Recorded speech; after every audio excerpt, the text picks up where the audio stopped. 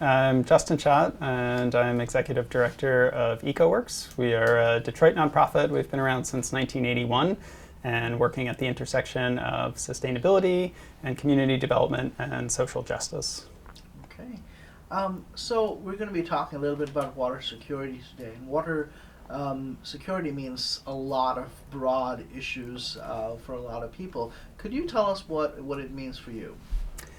Yeah, I think it means having consistent and affordable access to it. And, it's not something that most Americans think about on a daily basis because it's just there. It's like flipping a light switch, which is another thing that not everybody has access to. But, you walk on, you turn on the tap, and you assume you have safe drinking water right there. And that's just been a kind of staple, like having air to breathe is, and something that's very easy to take for granted. And I think for many people that have traveled overseas, that gives you another perspective on, oh, right, my water may not be safe, or the tap may only run for a few hours a day when I have access, or I may have to go far to get it. So all of these things that make you spend your time, your energy, your resources trying to get it, thinking about whether you have to conserve it on a regular basis. Those are all parts, right? And then there's this psychological security of, do I have water? If you've lost water, and think about, when can I go fill up a bucket from a neighbor, or how's my supply of bottled water doing, or where's my next bath or shower going to come from? That's a tremendous part of security as well. So when a lot of environmental research or work that looks at water tends to look at contamination issues, in rivers or the ocean, of course, and not a lot of people tend to think about urban water systems and urban issues. Can you tell us a little bit about how you're seeing water security really impact urban systems? Yeah, well, there's the water safety issue, which I think is becoming a big part, and that's not limited to communities of color or lower income communities. We're seeing this pop up with PFAS all over the state.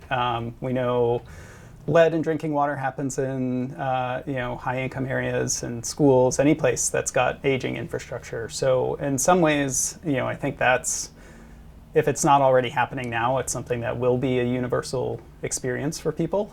Concerns about the safety of our drinking water with various contaminants. But in terms of the scope of the shutoffs in particular, I think that's something, when you talk about 100,000 households losing access to their taps in their homes over, I forget, the 7 or 8 year period over the 2010s, that's touching, everybody knows somebody, right, who's been affected or has seen a contractor coming down the street ready to turn off somebody's water, right? And so I think it's just the scale, right? I know there's shutoffs happening in the suburbs too, but these are really on the margins, they're infrequent, and it's just the systemic nature of it, which is so dramatic here. And we see spillover effects from this too, right? There's the immediate impacts of not having water, but then we have an emerging public health crisis from people not having good access to proper hygiene from water, right? And there are connections to Legionnaires, to other diseases that people can get.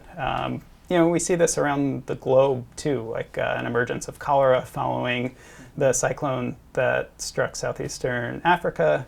So we've got those kinds of concerns that I think haven't been around for a while that can be re-emerging here as it. So there's the public health side.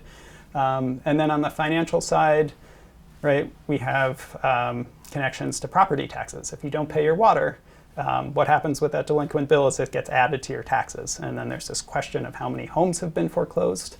And then at maybe the most gut-wrenching human level, there's this risk of losing your children, right? Because providing water is something that the state determines is necessary, and people can lose children as a result of that, or have their children taken away because their homes are not fit. Sorry, go ahead. Yeah, all kinds of tendrils, really, from the single loss of water, and to think about, tens of thousands of people at any given time facing that. It's really a crisis. Mm-hmm. I really appreciate how, you use the word tendrils, and I think that makes sense because you're tying up all these different issues together, which not a lot of people tend to identify readily. You talked about the scope of the shutoffs, and I think the shutoffs in Detroit especially became really prominent starting around 2014 or so when the United Nations came in. Can I ask you to recall or reflect a little bit about, as all of this sort of unfolded around you, what were your thoughts or what were your feelings really when all of this was happening around you?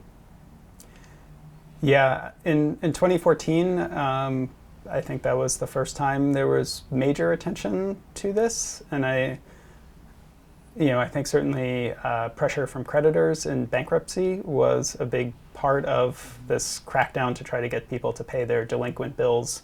And for me, I remember a lot of the demonstrations and the activists showing up, and then having somebody from the UN Special Rapporteur for Human Rights, coming to Detroit to address this, that just struck me as something inconceivable, really, that, not just the US, that the city in particular was doing something so egregious in depriving people of water who had no means of paying for that water, and who pay much, much higher rates than suburban residents because of this bad agreement that we have with the 83% of costs being borne by the city, and the suburbs getting water at these wholesale rates. So that was really dramatic. And then, I think soon led to the Hamrick 9 that decided enough is enough, and Charity Hicks saying, I'm not going to take this, and then them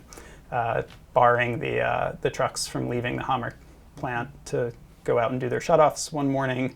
And the full extent of that trial, too, I'm not sure if you're familiar with how that's gone down. Have you followed this or spoken with Bill Wiley-Kellerman or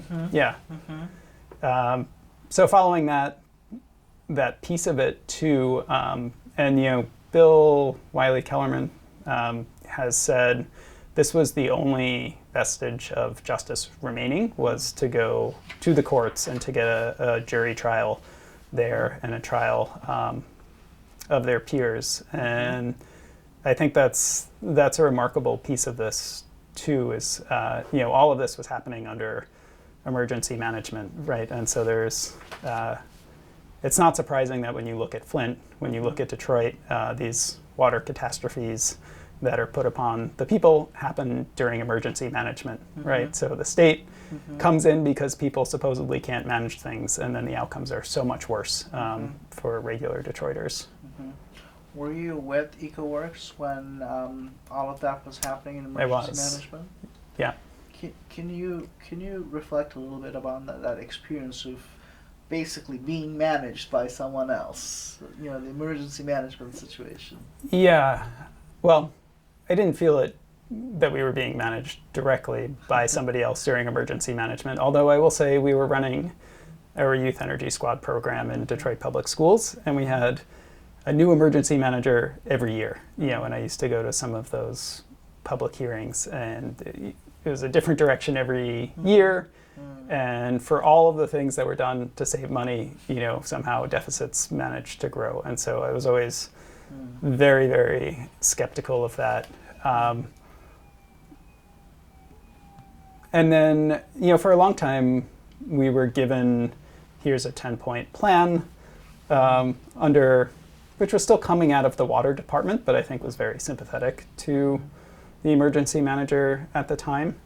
And so it was clear that the interests of people facing shutoffs or who couldn't pay their bills were the secondary consideration, right? And I remember hearing, well, I don't know how to give anybody free water. Nobody was asking for free water, right? This was a continued refrain coming out of DWSD and out of the city. Like, this was this crazy thing that people were asking for an affordability rate. And we're still getting to this point. This is 5 years later now, of reasons why we can't have an affordability plan, and there's state legislation governing this. And yet nobody's tried to do it, right? Nobody has said, here's an affordability plan. And if there's a business group that's so against subsidizing rates at some level, they'll sue us, and then we'll be court ordered to stop. That's never happened. We're always told by city legal counsel that the threat of this is enough to say we can't do it, right? And so we've had a blue ribbon panel. We've had Roger Colton, who's a national affordability expert, come in and talk about this. We've had every kind of research on plans, analyses of if we took out the last I checked, it was $12 million that had been spent on shutoffs, but it may have been more, just the contracts to Hamrick and others. If we put that into affordability rates, if we put the money that's spent on collections and turning people on and turning people off, this is going to be close to a wash that we're talking about to keep everybody with access to water. And the political will has struck me as tremendously lacking to fix this. So, tell us a little bit about yourself. How did Sure. what's been your journey as an environmentalist, as an activist, as an organizer? Yeah. Where you see yourself? Yeah, so I grew up in suburban New York and didn't have much connection to nature early on, and then went to summer camp up in the Adirondacks and got really into hiking and wanted to go work for the Forest Service and do trail work and spend as much time in the mountains as I could. So I did that in my teens and then through college, and got into outdoor education and leading students in conservation work, and did 2 years of AmeriCorps service out at an alternative environmental high school in Eugene, Oregon. And kids spent half their time outside doing field science, doing conservation projects.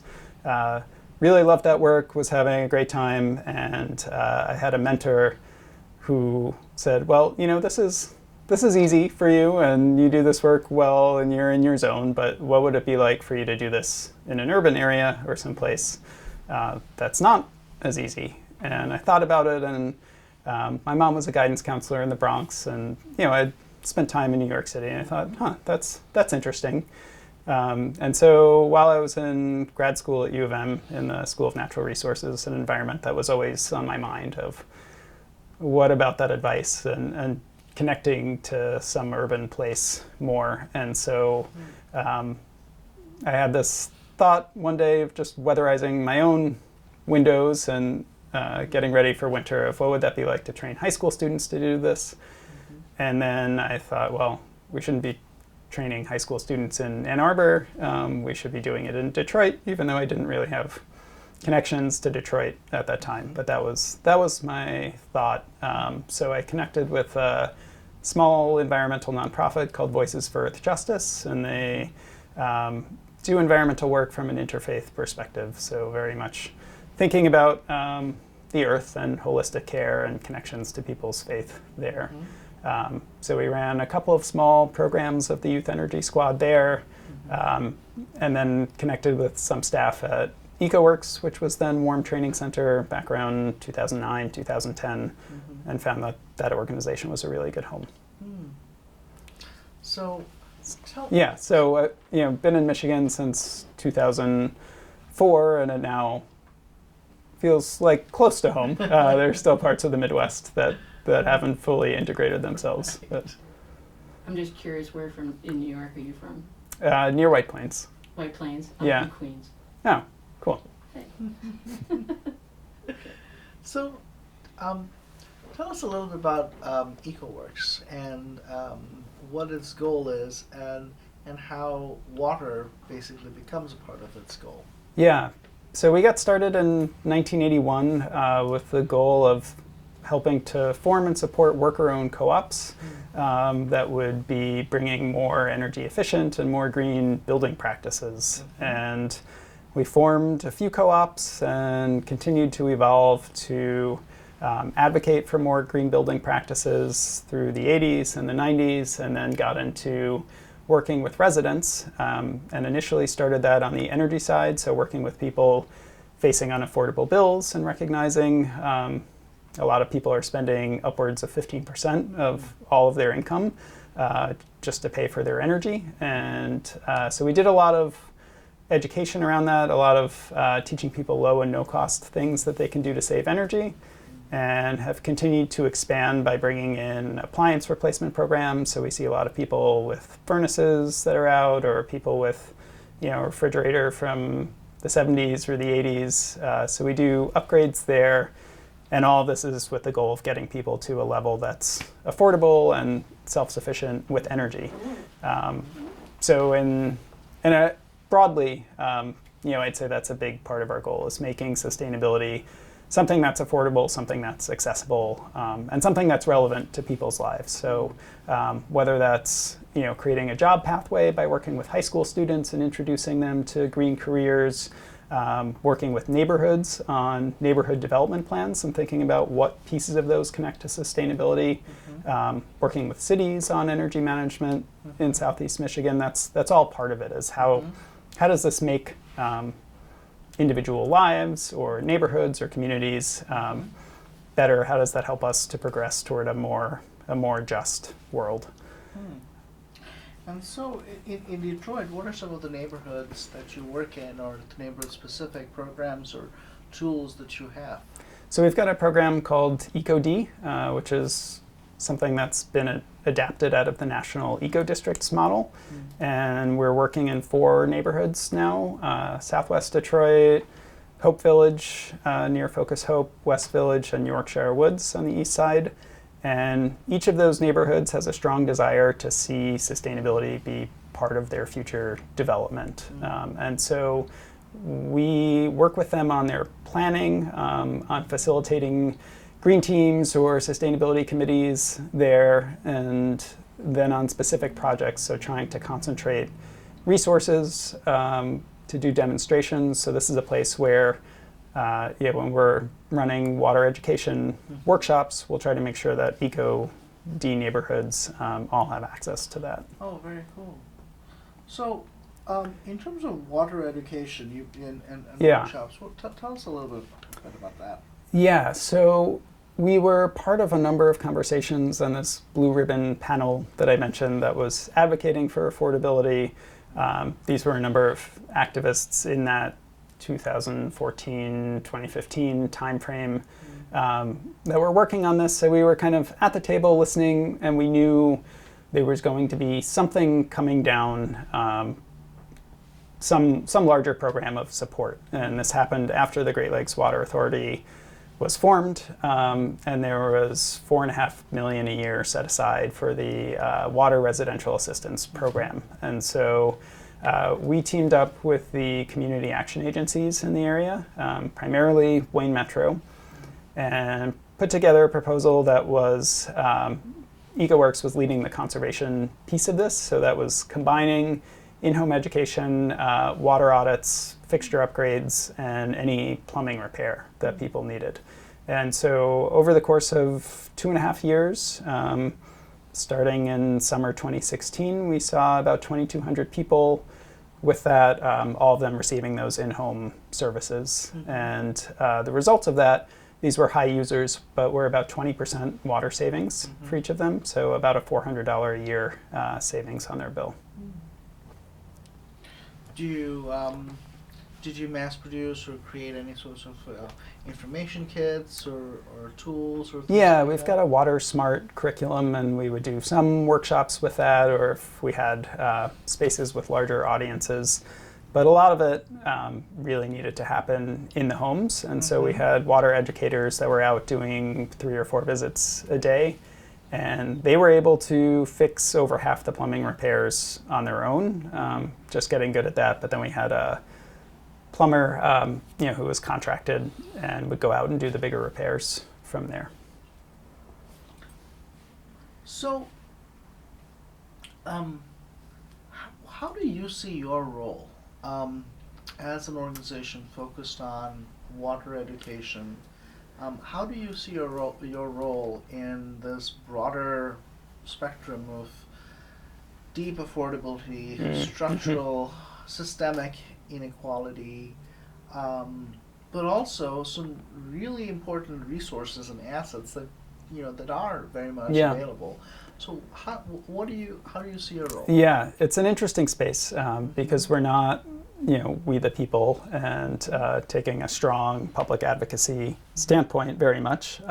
We have a lot of this direct personal knowledge from the work that we've done with individual residents, so that informs a lot of the ideas that we have and a lot of the solutions. We do our own pre and post bill analysis, so we have some data that we can contribute when thinking about if you were to set here a few different affordability options, what are the costs and benefits? We have numbers to work with, so I think that's really valuable and puts us in a place to advocate within the city of Detroit for affordability.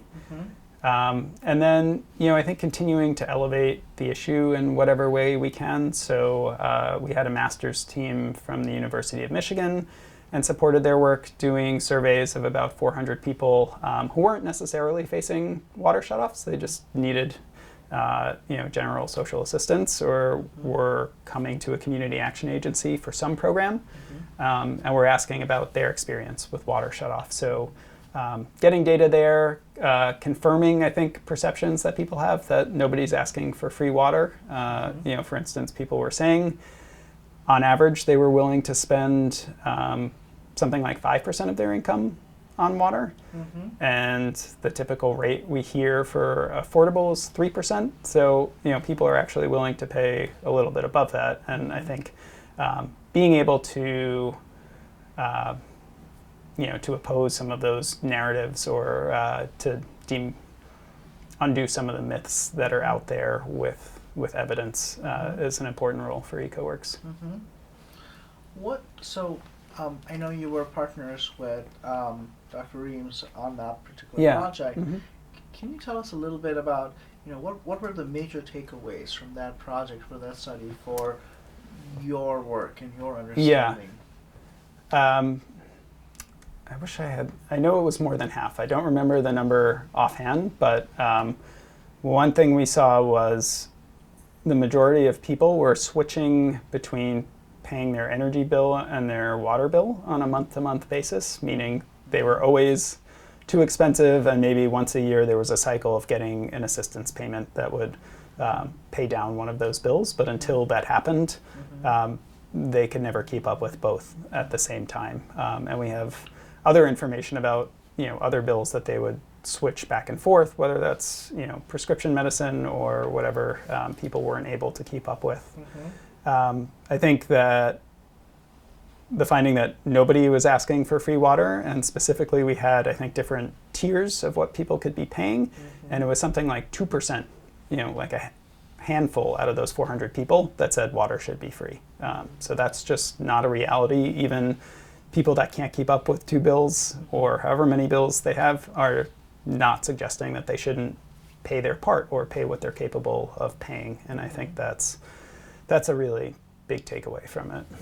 And it's a takeaway that I think flies in the face of a lot of, criticism about the affordability. Right. If we demonize people as being, grubbing for free water, and that's the narrative, and I think that was in large part the narrative between the suburbs and the city, going back to the 50s and the 60s, right? There were all these undertones of racism that were there, and that led, I think, in part to the court decision and the different rates that we have now, and Detroiters being responsible for this aging infrastructure that runs, hundreds of miles outside the city. So, I think we really need to change the narrative, and the more we have evidence and not just speculation behind that, the better. I really appreciate your role as being one that works with many of these different organizations and groups simultaneously. At the same time, I wonder how you're able to prevent yourself from being drawn into, one camp or controversy or another.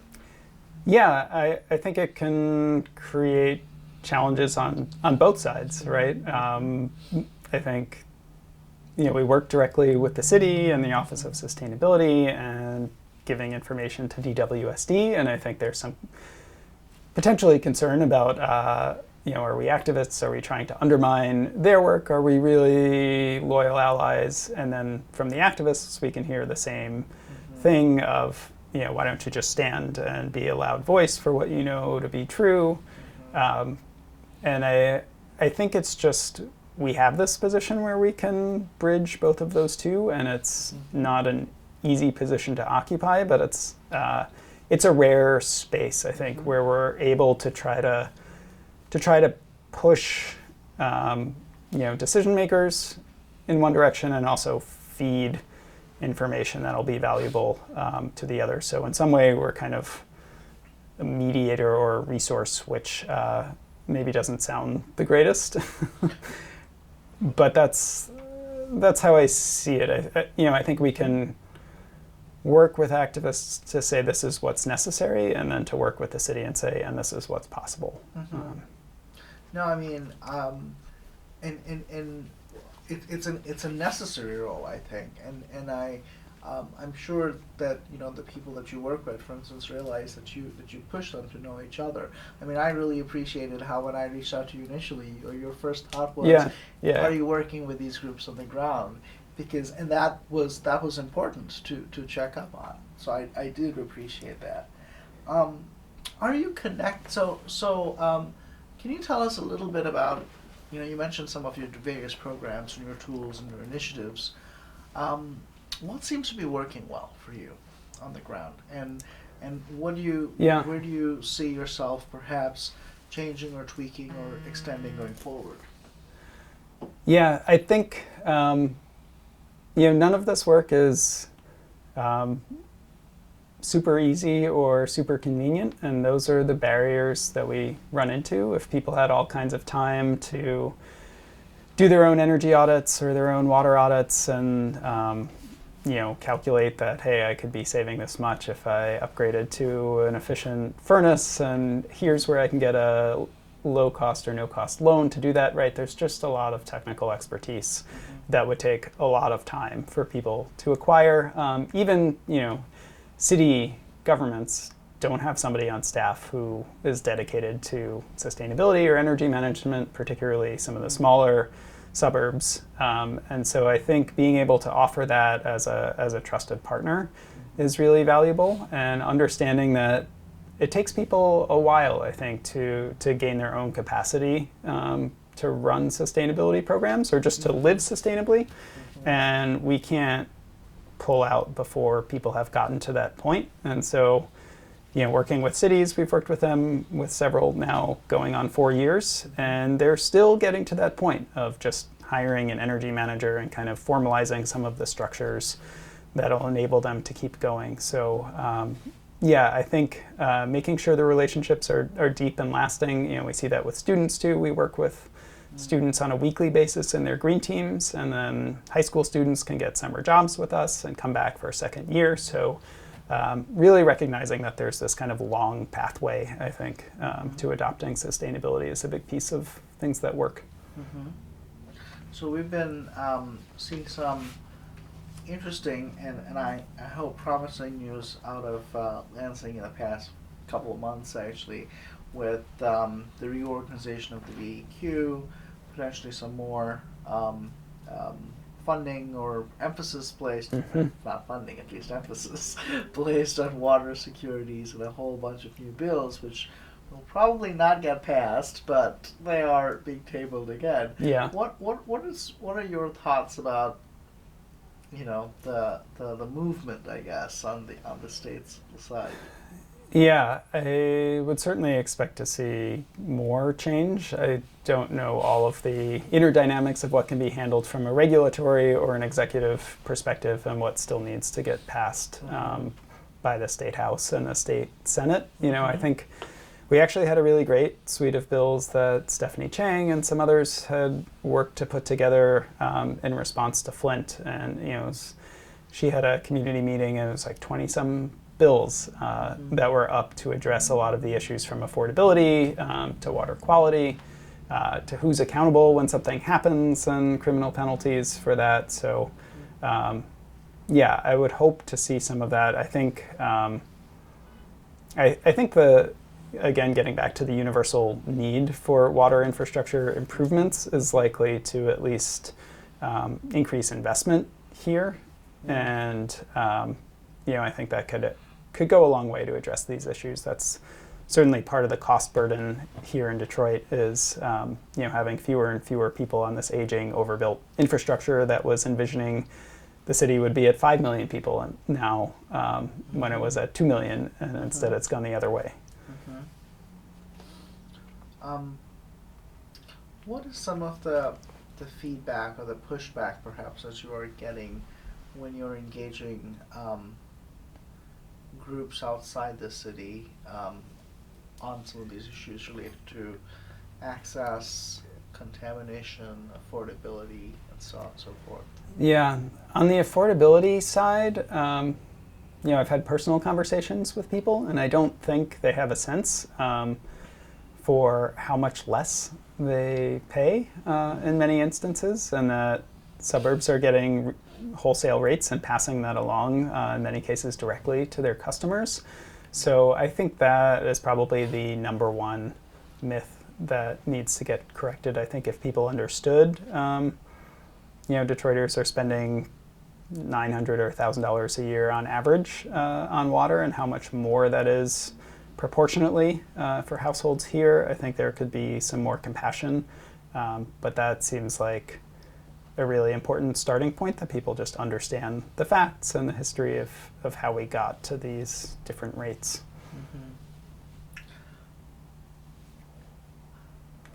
But I guess what I hear often is, yeah, we shouldn't be turning off water, but right, there's I'm not sure what we should do about it, because are we just going to provide free water? So I think a lot of those damaging narratives have sunken in, or that's what people understand from the clips they get in the media, is that Detroiters are being shut off, but they're also not paying their bills, right? And so and there's a wide spectrum there too. I think we hear things from time to time about, well, if they didn't have so many big screen TVs, or didn't have so many children, or you hear a lot of these awful judgmental statements, which go hand in hand with racism too, right?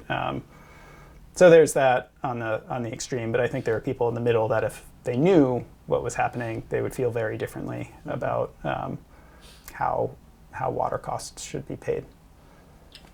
So coming back to engaging audiences and residents within the city, especially on issues like rain gardens and just green stormwater infrastructure in general, do you ever encounter reactions like, this seems somewhat elitist and not really relevant to, I don't get water in front of my tap. What is planting a rain garden going to do for me?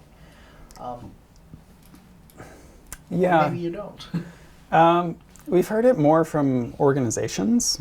I think that, the church that's got a large parking lot that suddenly has a, $700 a month drainage bill that didn't used to have this, or will have this shortly.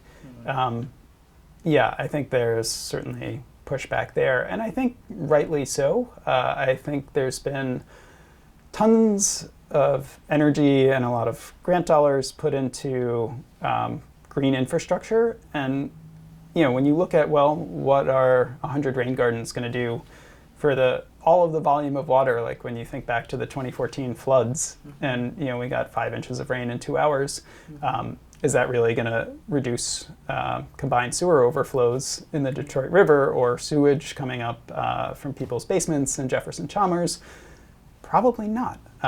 This is an engineering problem, and if we're talking about this huge volume of water in however many millions of gallons are falling, then a few pockets of 1,000-gallon gardens around are not going to dent that. And so, I think it started out as a good place of goodwill and education and get people behind this, but I think we've reached a stage now where if we're trying to actually change water quality and what's going into the river, then we need much bigger solutions than we're talking about.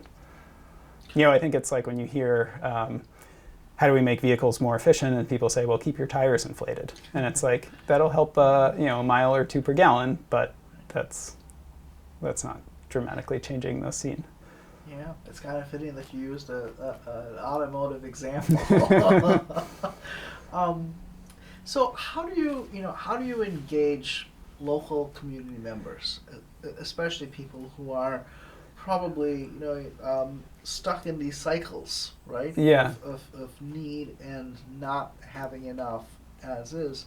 How do you encourage and inspire them to come out and sort of say, you know what, this rain garden or this GSI is something that I'm going to work on and help on, and it's going to help me. Yeah. We don't do a whole lot of that on the actual rain gardening side. We do some education and more around, this is an aesthetic benefit potentially that some people are into, the way lots of Detroiters are just into gardening, right? But also from the economic side that, yes, there are credits from doing this, and that may be motivation to do it. Coming back to the last question, I did want to say, so we did a survey of about 7,000 Detroiters, or maybe we got 5,500 survey responses back, and this was for the Sustainability Action Agenda, the sustainability plan that Detroit is developing now.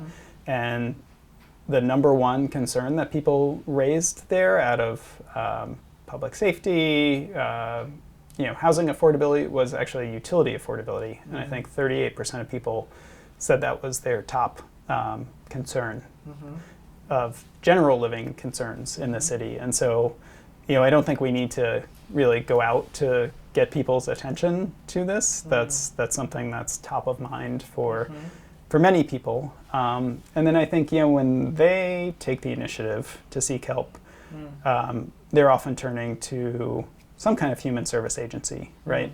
And they face